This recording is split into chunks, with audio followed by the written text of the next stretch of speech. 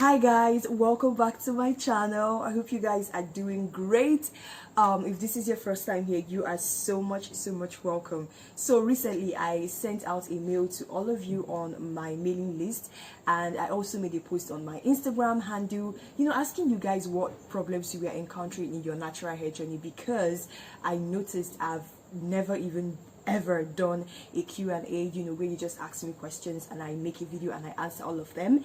And I want to say thank you to all of you that reached out to me with your questions. I got all of your questions, and I've summarized these questions into 6 or 7 because most of the questions were like almost similar, so I didn't just want to be constantly repeating the questions in this video, just so it can be straight to the point as possible.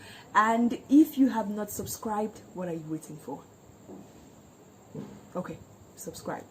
When you subscribe, tap the bell beside the subscribe button just so you get notified whenever I post a new video. So let's get right into answering all of the questions that you guys sent to me. I am so happy for this because I can't just wait to help you, achieve your natural hair goals.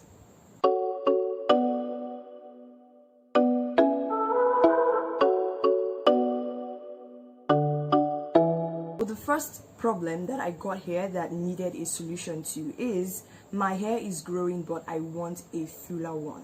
Now, first of all, I want to tackle this issue of we always wanting a fuller natural hair, and what you can do to get a fuller natural hair. First of all, you having a fuller natural hair can be affected by one, your genealogy. There are some people that it is not in their genes to have natural hair. I'm just trying to be as honest as possible with you. Just take a kind of like check your family members, right? Just think of it, your mother or your family. If you guys are not really like on the thicker hair side, then you should first of all calm down. I'm not trying to be rude to you, I'm just trying to be realistic as possible as I can. That's the first thing that you have to note. And again, I always ask people, what is your hair routine like? Because I've noticed that most people that reach out to me that complain, oh, I want a fuller natural hair, I want this, that on my hair, they do not have an actual hair routine. And what is a hair routine? A hair routine is just basically what you do to take care of your natural hair. It boils down to the simple things like, do you constantly moisturize? Do you deep condition? What is your wash day like? What kind of products do you use on your natural hair? They mustn't necessarily be expensive, but they should be products that focus more on bringing moisture to your natural hair. These are the things that really dictates or really determine whether your natural hair will thrive. And again, do you take care of your hair in a protective style? That is another very important question, because most times we braid our hair or we put it in full locks, we put it in any protective style, and then we just forget it. We just don't take care of it until we take it down. Now, what your hair is doing in the protective style is kind of resting, right? But you shouldn't neglect it as well. So the things you should note and you should look into if you want a fuller natural hair: one, your genealogy. In your family, do you guys have genes for good hair, like thick hair? That is another contributing factor. And again, what is your natural hair routine like? Do you moisturize? Do you deep condition? What is your wash day routine like? I have a video where I shared my natural hair wash day routine. I'm going to leave that link in the description box so you can definitely check it out. So these are the things you should consider if you want a fuller natural hair. And if you are already doing all these things that I mentioned right now, that you're doing a routine and you still want thicker, fuller natural hair, all I can tell you is to take a chill pill and really have patience, because especially if your hair is 4C, right, you should really have patience with your natural hair. The one that you have now, appreciate it, just calm down. All right. One question I got is, what should a natural hair routine look like? So a natural hair routine is basically what you do to take care of your hair. Just like you have your skincare routine, you exfoliate, you cleanse, all those stuffs you do in those particular orders. You tone, you moisturize. For a skincare routine, it's almost the same thing like a natural hair routine, but this time around we are dealing with hair. So these are just basically things you do to, you know, nourish your hair, to take care of your natural hair and make sure that it really grows and you get the goals that you're looking for in your hair journey. So first of all, you should also be looking at your wash day. I always keep on hammering on wash day routine because the way you wash your natural hair is very, very important, especially if you have a very sensitive scalp like mine. If you're tender headed, you need to not forget the fact that you have to just shampoo your hair very well. I know that right now in the natural hair community, you know, we are not supposed to use shampoos that, you know, do contain sulfates, but I always recommend that you use shampoos that contain sulfates on days that you feel like your hair is really dirty and you really want to wash it out. So these are the things, you know, your natural hair routine should boil down to your wash day routine. You know, you pre-poo, you shampoo, you deep condition, you moisturize, depending on what your hair likes. And something that I keep on saying is all the natural hair rules right now, you have to do this to have a healthy hair, you have to do that one. I always say that you have to, first of all, while you're doing all these things on your hair, you take time to study your hair, how your hair reacts to some certain things you do to it, how your hair reacts to some certain manipulations. If you notice that your hair is not reacting properly to a particular stuff you started, then you stop it. It's all about doing what works for your hair and not what is in the popular media or what, you know, your favorite natural hair influencer did.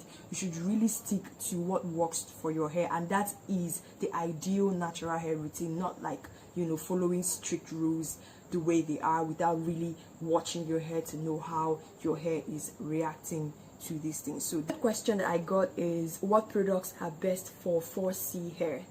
Good question, because this is something that brings in a lot of controversies in natural hair community, and I feel like most products, in my opinion, hardly ever work on 4C natural hair.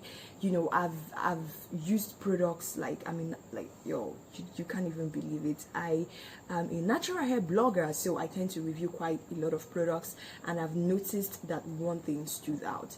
Products that work best on 4C natural hair are thick products that are on the thicker side, really thick products. For instance, when you're going for a deep conditioner, go for a deep conditioner that is not only moisturizing, but a deep conditioner that is really thick to help our 4C hair strands hold in that moisture, to really like penetrate in and get in that moisture. And when it comes to leave-in conditioners as well, please also go for leave-in conditioners that have, you know, that are thick. And one brand that I know that I love their leave-in conditioner and really moisturizes my hair is Afrobynature. Afrobynature is a Nigerian brand and their products are super affordable. I am a huge advocate of, you know, going for affordable natural hair products, because I don't see any reason why you should like splurge a lot of money on buying natural hair products. Like most times I see people buy shampoos worth 8,000 naira. I'm like, okay, so what's that for? If you can afford it, fine, but I'm just trying to say that, you know, you don't need to splurge that much to buy natural hair products or maintain your natural hair. It just depends on how you want it. So thick products do best on natural hair, and I recommend Afrobynature leave-in conditioner.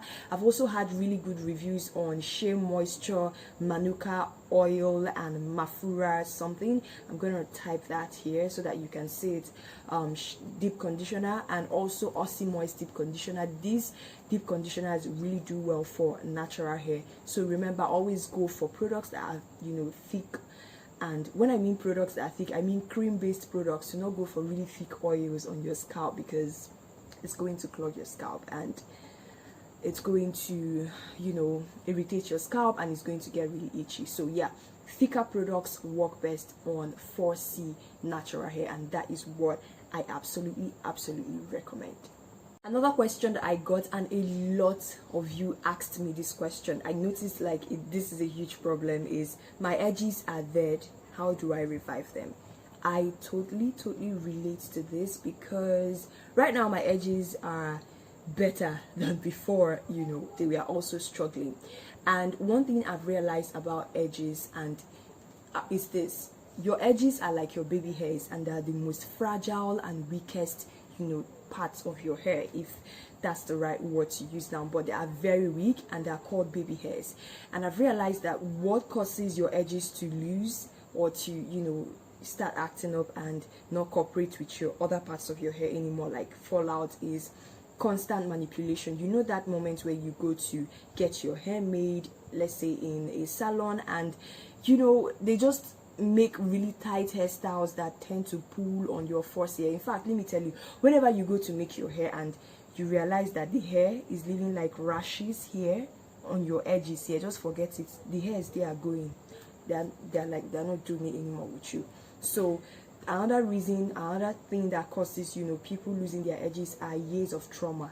Let me explain. So let's say you realize that you were making really tight hairstyles, and those tight hairstyles were beginning to fall off your edges, and you started last year to stop touching your edges, you stop making hairstyles that were tight on your edges. It's going to take time for these baby hairs to recover, because the trauma that it has it has gone through over the years, from the constant manipulation. You know, that time when we were small, you know, we didn't know much about, you know, all this natural hair stuff, so we make braids and they're really tight, or you know, all this Ghana weaving. So it's going to take time for your edges to recover from them. So that's the first thing I want to establish: patience. Let me tell you, your edges, you need patience to also get them back, okay? And if you're still making hairstyle, in fact, this is my advice: whenever you go to make your hair and you know the edges, they are beginning to come close to your edges, in fact, when they want to make your hair, tell them to just pat out, you know, these tiny baby hairs, and just let it be. Another thing again you should avoid is constantly laying your edges. I have a huge problem with people. Anytime you are using gel on your, every single time you are using gel on your edges, that particular act spoils and it weakens your edges. Remember, like I said earlier, they are your baby hairs. You need to give them a break. You mustn't lay your edges. I mean, like, you're gorgeous like that. So if your edges are still trying to recover from the trauma of previous experiences, and you're also laying them every time, you're not helping matters. And you notice that most of these like toothbrushes that we use on our edges to lay them down with gels are like hard brushes, like with hard bristles. So when you use them on your edges, you're also adding more tension, which is as good as, you know, you making your hair and it's very tight on your edges. It doesn't really make any sense. So give your edges some break. That is one thing that I advise. And then stop constantly touching your edges. I do this, I don't even know I do it until I caught myself doing it, if that sounds really sane. You know that thing when you're probably pressing your phone, or you're reading a book, or you're doing something and you don't even know when you're doing this to your edges. Do you know what you're doing? You're just, you know, unintentionally pulling out your hair, like strand by strand. Your hairs are leaving your head. So that is another huge thing. And one thing again that I advise to help you grow back your edges is you can buy oils that are targeted at growing your edges. So there are oils that when you want to buy them, like hair oils, you know, the right stuffs like edge regrow and scalp oil. And the one that I've really been using that have been working well for me is Afrobynature edge regrow and scalp oil. I know I've mentioned this brand earlier. Like, I just love this brand. I love the fact that it's, you know, their products are really nice, and their consistency over the years. So you can definitely check their products out. I'll leave the name of the product again in the description box. Is Afrobynature edge regrow and scalp oil. You can check them out. That oil is really good. So what I was doing, and what I still do now, is like once in a week I just get a little bit of the oil and I just apply them on my edges and I massage. And then guess what I do next? I wear the cloak of patience. So far you stop doing all these things that I mentioned earlier that are very detrimental to your edges, and you're patient, your edges will start to grow back. Like, take your mind off it. Just do the right thing and take your mind off it, and you see your edges bouncing back to life. So another question I got is, my hair cuts a lot. It keeps falling off so much that my hair volume is affected. Alright, so I want to clear something. Natural hair will always grow, but the problem is retaining length. Okay, so that's one thing you should know. And I am suspecting that either when you detangle your hair, or when you comb your hair, you lose a lot of hair, because that's why you're not retaining length. So first of all, how do you detangle your natural hair? I always say this: when you want to detangle your natural hair, you detangle from the ends of your hair to the roots of your hair. So this is basically what I mean. This is my hair, right? So when I want to detangle, I'm just going to start from the ends with a wide tooth comb or all these diamond brushes that are good for detangling hair. Then you start from the ends of your hair, and then you gradually move up to the roots of your hair. If you're the type that just gets a comb and just yanks it into your hair, you're wasting your time. You're going to even go through pains because it's painful, and then your hair is going to break a lot. And then when you detangle, do you detangle dry hair? If you're doing that, stop. Why would you be detangling your hair when it's dry? Please, whenever you want to comb your natural hair, take water, put it in a spray bottle, squeeze it on that section of hair you want to detangle. And I always advise you detangle your hair in sections. Squeeze water on that section and then start to comb from the ends of your hair and gradually move up to the roots of your hair. You can also go for products that give you sleep while detangling. That is when you start talking about conditioners that give you sleep on your natural hair. So please, the most important thing is when you want to comb your natural hair, make sure that your hair is not dry, that your hair is moisturized, and the cheapest moisturizer you can ever imagine and get is water. All right, so another thing I also want to talk about in relation to this particular problem is it's also in the little things. Do you wear your satin bonnets while you go to bed? Let me tell you why they always sing it. Like, you always hear things like wear your satin bonnets while going to bed. Now, your pillow, most of us, the pillowcases we sleep on rather, are cotton pillowcases, and you notice that cotton clothes are meant to like dry your skin. That's why your towel that you use in drying your skin after bathing is more of like cotton, so it's like macro fiber. Now, your pillowcase is also like that. So when you sleep and then you lie down, let's say you moisturize your hair at night, you lie down, you notice that in the next morning your hair tends to feel dry. Why? Because while you toss and while you turn at night on your bed, you keep on rubbing off all the products, so your hair keeps losing a lot of moisture. But because satin bonnets, reduce that friction you have when you sleep on a cotton pillowcase, that is why satin bonnets are always recommended to sleep in. If you don't like wearing stuffs on your head like mine, maybe you can just go for a satin pillowcase, just so to help your hair retain moisture. Because 4C natural hair 4C natural hair, it's not really someone to hold in moisture for long, especially if your hair is of low porosity. Just go get a satin pillowcase or a satin bonnet. It's really, really important. Another thing I keep hammering on is, how do you take care of your hair in a protective style? I hope you do that well. And again, how do you take down a protective style? I've seen people that when they're taking down a protective style, they just lose it and it's done, and then they just go ahead and comb. There's a right way to take down protective style just so that you don't lose hair. Because when your hair is in a protective style and you lose it, you notice that your hair sheds more, because naturally the human hair sheds every day. So when your hair is in a protective style, the shedding is supposed to shed in a day. It keeps like accumulating for, let's say you carry it for 4 weeks. So when it's up to 4 weeks old and you lose your hair, it tends to shed more. But the thing now is, how do you control it from not shedding too much or you ripping out your hair? It all boils down to how you take down your protective style, and this is just basically how to do it. When you want to take down your protective style, as you take down your protective style, make sure that you squeeze water on the hair you've already loosened out, and then you detangle. All right, do not rush. And especially when you come to places that patches of dirt, especially around your front hair area, like this side, you notice that patches of dirt have stuck and kind of like clumped the roots of your hair together. What you do is you put your leave-in conditioner in water, and then you squeeze it on that area. Then you use your hands to gently separate each hair strand from the other. Trust me, it's better than just putting a comb and ripping through, like you're going to be in pains and your hair will keep on breaking. Next question that I got is, where do you get all your hair treatment products from? Okay, so I get it from an online store called Bells NHCC. They also have a physical store in Lagos. That is where I get all my hair products from. I really like getting it from there because, like, basically they stock almost all the brands and their prices are amazing.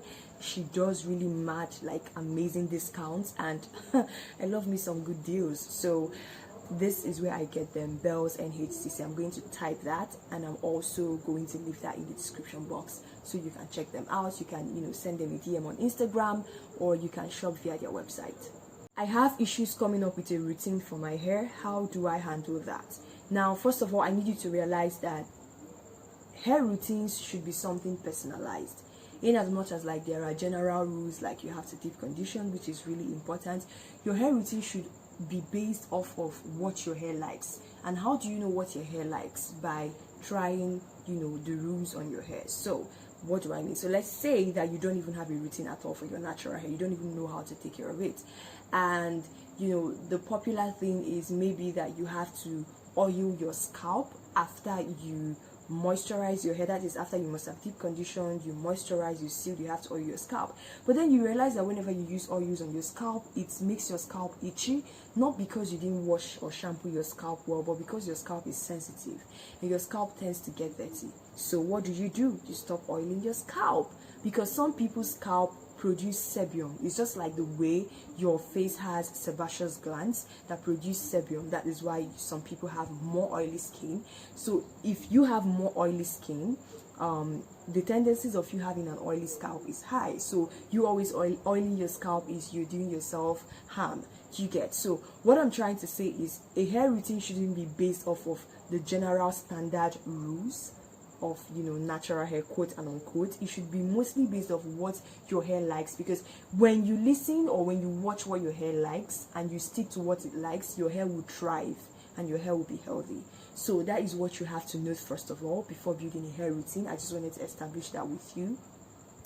And then again, you also have to, for your wash day, you pre-poo. I always advise people to pre-poo, because especially if you're going to use a sulfate, you know, shampoo to wash your hair, because pre-poos help when you pre-poo, you help your hair not to feel so dry after shampooing. So you pre-poo, you shampoo, you deep condition, you moisturize, you seal, and then you can twist your hair just so it doesn't like shrink overnight. Again, I have the link to my wash day routine in the description box. I want you to go and watch that my wash day routine video. You're going to, at least it will give you like a basis for you to build yours while you closely monitor your hair and see what your hair likes and what your hair doesn't like. And then again, like once in 2 weeks, if you're wearing your hair out, if your hair is not in a protective style, I also advise that you moisturize and, you know, you use a good sealant. There are some people that will tell you that coconut oil does not work best on their natural hair. If you use coconut oil on your hair, for instance, and it doesn't work, then don't use it. You don't have to be doing something on your hair because everybody is doing it, and then your hair is, you know, reacting in a way that you do not like, and you know that your hair doesn't like it, so you don't use it at all. So this is basically what building a natural hair routine looks like. And to learn how to take care of your hair in a protective style, I have a video also where it's like a 1 minute long video where I just shared how you can take care of your hair in a protective style. And if you're a type that likes to wear wigs, there's a video on how you can take care of that weaves that you wear your wig on top, so you can check them out. It's in the description box.